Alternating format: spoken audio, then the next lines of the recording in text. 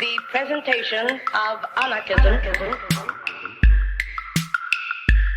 as social philosophy which aims at the emancipation, economic, social, political, and spiritual of the human race. The emancipation. Anarchist Essays is brought to you by Loughborough University's Anarchism Research Group. For more information on the ARG, see the link in the show notes or follow us on Twitter at ARGLBORO.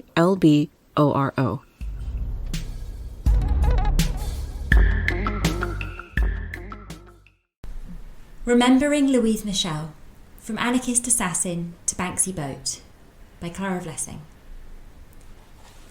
Louise Michel belongs to no one, argued her close associate Sebastian Faure in January 1905, the month of her death, pitching into a debate over Michel's funeral in which rival factions of anarchists, socialists and Freemasons struggled for symbolic control over the proceedings. Faure casts Michel's politics as somehow elemental. She eclipses factionalism, embodying an oppositional impulse that supersedes questions of ideology, origins, means, cause and effect. Louise Michel, he suggests, stands for the revolution in its entirety. And how could you ever own the revolution? Yet, in the 118 years since that claim was made, debates about who are the rightful heirs to Louise Michel's many decades of political struggle have dominated her remembrance. She has appeared as a figurehead for the French Communist Party, as a foremother to socialist feminists, as a singularly prescient anti-imperialist, and as a feather in the cap of the French Republic.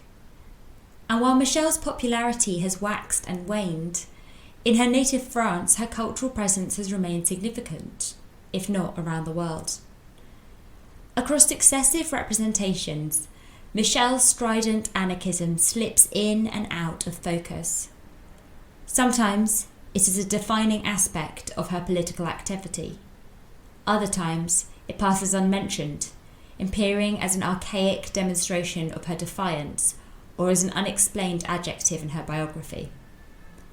This essay explores how an anarchist individual is adopted, appropriated, or even taken as the nominal leader for many other causes, and compares Michel's domestic remembrance with her international afterlives. Born in 1830 in a chateau in the northeast of France, Michel was the daughter of a serving maid and, by most accounts, the son of the chateau's proprietors. Following a childhood marked by a tension between the full and wide-ranging education she received and the narrow range of opportunities available to her, she left the town she was born in at the age of 21 and began teaching at small primary schools within the region. She became interested in radical teaching methods and was drawn to Paris, where she set up her own day school.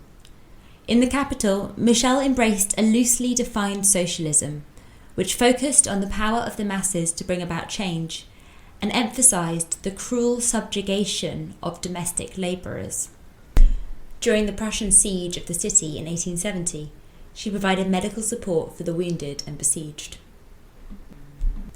A year later, on the 18th of March, Michel was among a group of women who faced down army troops sent from Versailles to suppress a people's militia, an action which precipitated the beginning of the famous Paris Commune. During those months in which the people of Paris governed the city, Michel appears to have been everywhere. At the centre of a network of communards, Michel led committee organisations, organised childcare and ambulances, tended to the sick and wounded, took part in policy debates, and gave triumphant lectures at the Commune's oratory clubs. She also proposed assassinating the president, Adolphe Thiers, and offered to do the deed herself, supposedly travelling to Versailles and back in disguise to prove that this journey was possible.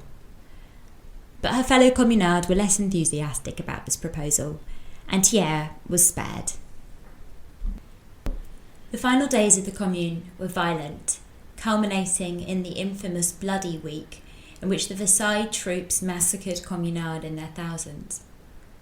Michel escaped this fate and evaded capture successfully, but eventually turned herself in when her mother was taken hostage by government soldiers. She was arrested and tried for a litany of charges.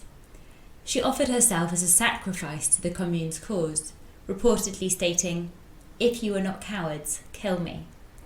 However, fearing that her execution might turn her into a martyr, the judges instead condemned Michel to exile in the French colony of New Caledonia. Through conversation with fellow exiles on the boat to New Caledonia, Michel came to embrace the anarchist politics which would define the rest of her life. During her time on the island, she became interested in the culture of the indigenous Kanaks and, unusually among the exiled French communards, was involved in Kanak struggles against French imperialism. When she returned to France 6 years later, Michel found a large and ready audience. She spent much of the 1880s and 1890s speaking in tributes to the Commune, giving popular lectures on a wide range of radical causes across the country, and publishing both historical and creative works of writing. Eventually, after repeated harassment by the authorities, Michel fled to London, and throughout the remaining years of her life she moved between the two cities, as well as giving speaking tours across Europe. In 1905, she died in Marseille and was buried in the outskirts of Paris, following a large and well-attended public funeral. Her commemoration in France can be divided into several distinct phases. In Sidonie Verhaeghe's recent monograph, Vive Louise Michel, she explains that from Michel's death until the 1920s, a period during which many of her supporters were still alive, disagreements about how best to commemorate her life proliferated. These ranged from questions about who should organise her funeral to what her statue should look like, or whether there should even be a statue of her at all. Following this, for much of the early 20th century, Michel's remembrance was largely the domain of the French Communist Party. The party imbricated the Paris Commune into a wider history of social struggle, wherein it was seen as constituting a proto-Soviet protest, and Michel entered a pantheon of exemplary Marxist revolutionaries. This dismissal of Michel's anarchism was controversial among anarchist groups, who were critical of a communist monopolization of Michel's memory. "She is ours, all ours, only ours," wrote Sebastian Faure in 1935, a far cry from his earlier statement about Michel's uncontainability, and a demonstration of his concern that her symbolic potential had been perhaps stretched too far. The 1940s and 50s was something of a fallow period in Louise Michel's national remembrance, but in the late 1960s and early 1970s, several events coincided to bring about a renewal of public interest in her. After the protests of 1968, the 1971 centenary of the Commune corresponded with the decline in the Communist Party's dominance in shaping remembrance of the event, and a growing interest from other sorts of groups who stood outside or even against the party. Additionally, a new separation became visible between the remembrance of the Commune and that of Michel, as feminist activists and historians began to analyse and celebrate her as an exceptional individual.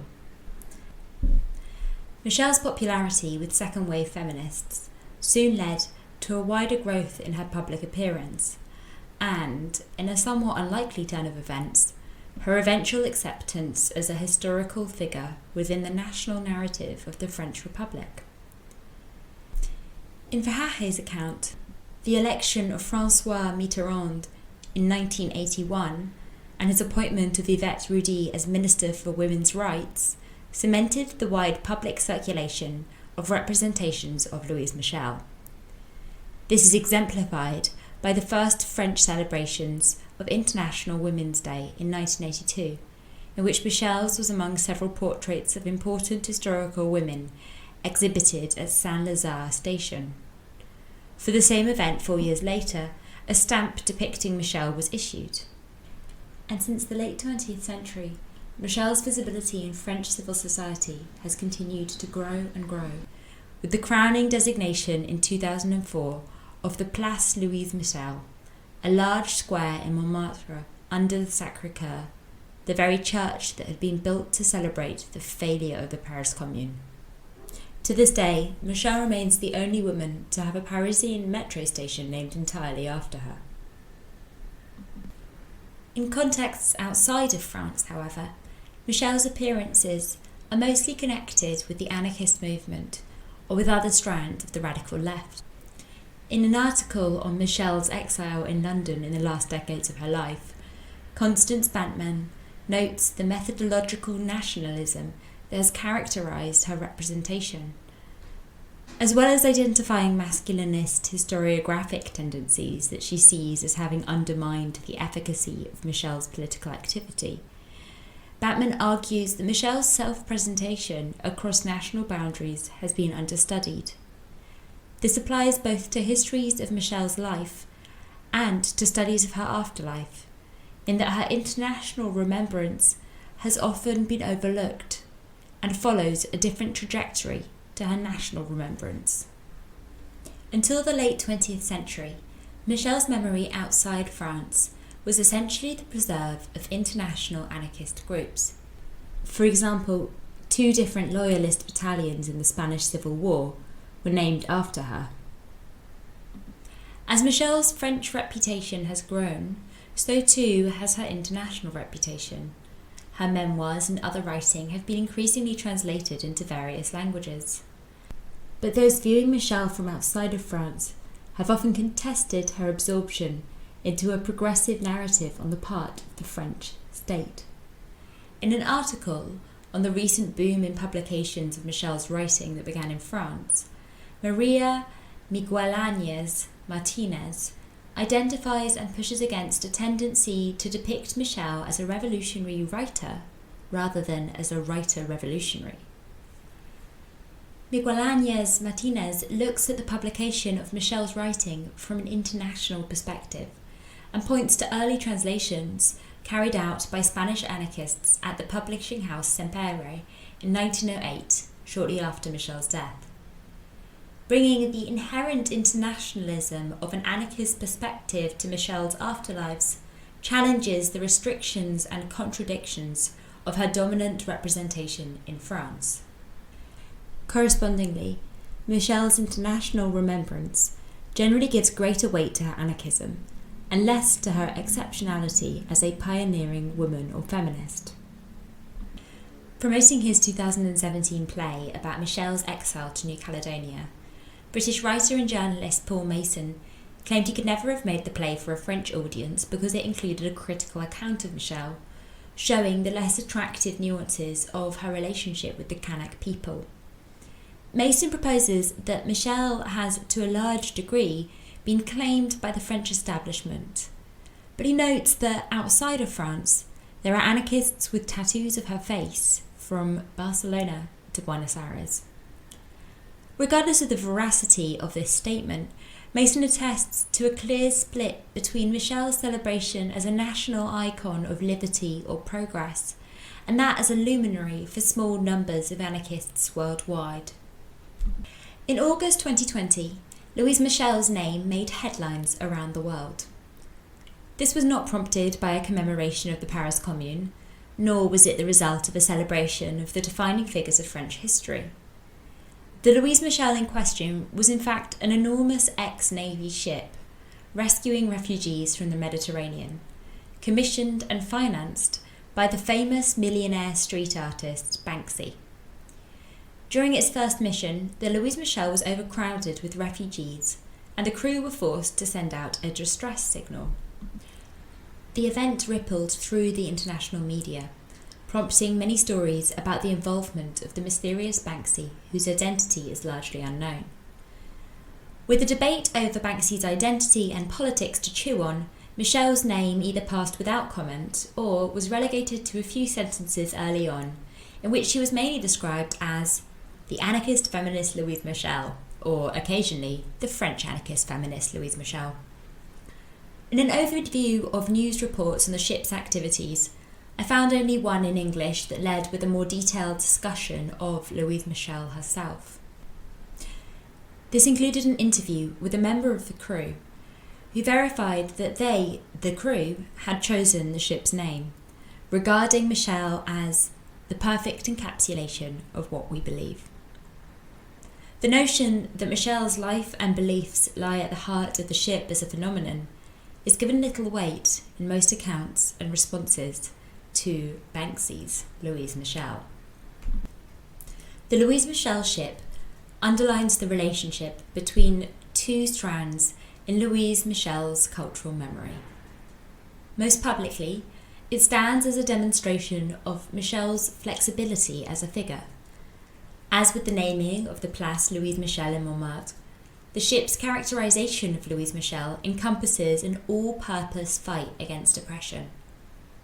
But running along this strand is a parallel one, in which small numbers of anarchists or those who identify with Michel politically engage with the specific details of her theoretical ideas and actions.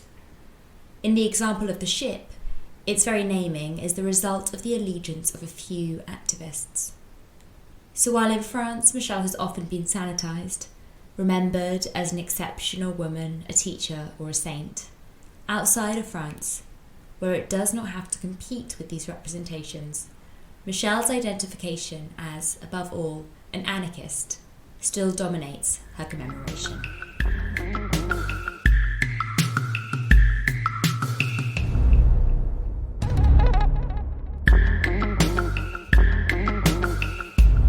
Thank you for listening. To help others find Anarchist essays, please rate and review us wherever you find your podcasts. And if you're interested in anarchist ideas, why not check out the journal Anarchist Studies? For over 20 years, Anarchist Studies has been publishing original research on the history, theory, and practice of anarchism.